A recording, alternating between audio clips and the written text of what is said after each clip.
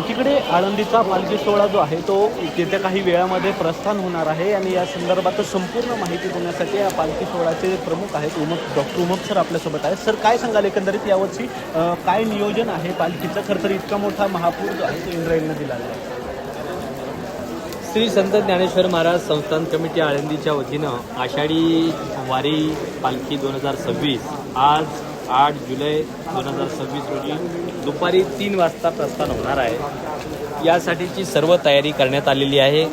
सर्व वारकरी यांना विनंती करण्यात आलेली होती की यावर्षी या पुराची परिस्थिती लक्षात घेता, पावसाची परिस्थिती लक्षात घेता जे काही मानाच्या श्रींच्या रथापुढील 1 ते 27, श्रींच्या रथामागील 1 ते 20 व पोटधारक अशा 56 दिंड्यांचे प्रत्येकी 90 लोक आपण दिंडीमध्ये प्रस्थान सोहळ्यासाठी घेत असतो.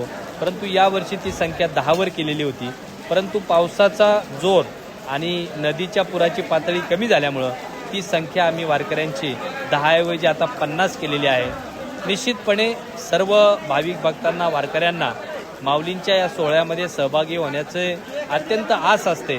परंतु ही परिस्थिती ऐतिहासिक अशी निर्माण झालेली आहे. त्यामुळं मी आपल्या माध्यमातून सर्व वारकरी असतील, भाविक भक्त असतील, नागरिक असतील यांना नम्र आवाहन करतो की आपण उद्या ज्यावेळेस पालखी पुण्याकडे रवाना होईल त्यावेळी ती परंपरागत पद्धतीनेच नेण्याचा आमचा प्रयत्न आहे. परंतु त्या ठिकाणी पुराची परिस्थिती आणि पुलाचे जे काही ऑडिट रिपोर्ट आहे त्याच्यावरती ही सर्व परिस्थिती अवलंबून असणार आहे.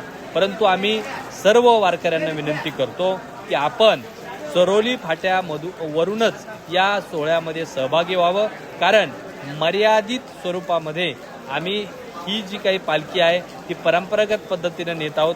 तिथे अडचण येत असेल तर मरकळ मार्गे आम्ही ती मरकळच्या रस्त्याच्या मार्गे चरोली फाट्याजवळ ती नेत आहोत आणि चरोली फाट्याच्या तिथून परंपरागत पद्धतीने पालखी पुण्यात रवाना होणार आहे.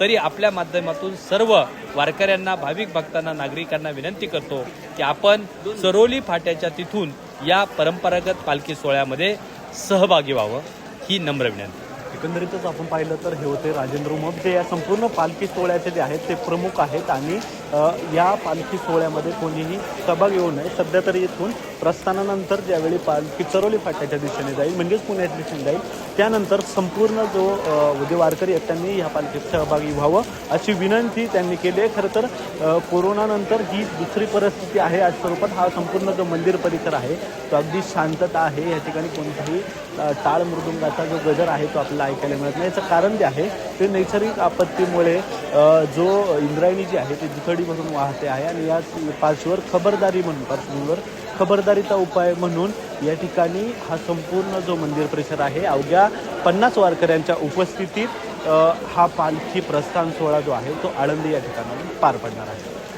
कॅमेरामन दिनेश सिंगसह प्रथमेश तांबे, LS मराठी, पुणे.